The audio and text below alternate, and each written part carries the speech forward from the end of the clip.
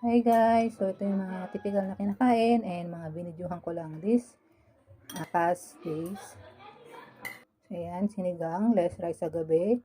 Yung umulan nung nakaraan. Maulan-ulan minsan, di ba, ngayong panahon natin. Ayan yung mga alusan natin na usually sopas, itlog, may bahaw.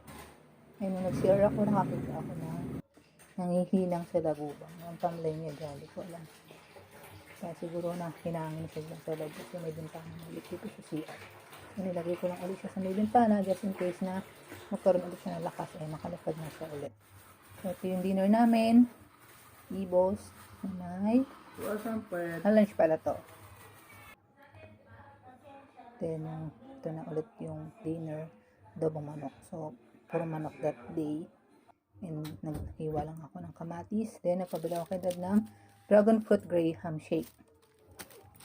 Sabi ko kasi hindi ako nakapagmerienda. Sabihan niya ako ng snacks sa after ng dinner. So, yan.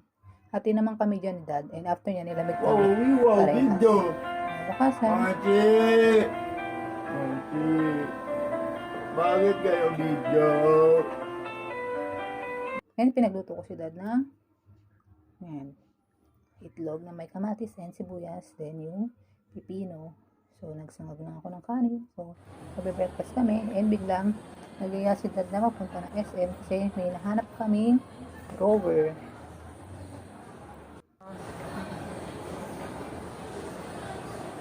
Sabi niya, sama na rin ako para matagtag din ako. So, dyan sa 4th floor, sa SM Department Store. Wala yung hinahanap namin. So, mission failed kami dyan. Kaya sabi ko, tingin lang tayo ng bedsheet.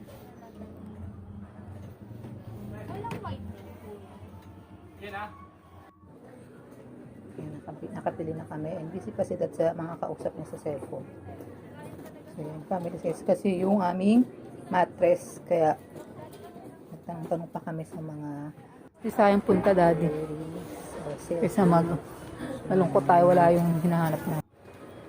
Ayan, pauwi na kami. Hindi na kami nag-lunch dito kasi kakapusin na sa budget and kailangan makapagtabi ka ng pera pag nanganak ako, God willing.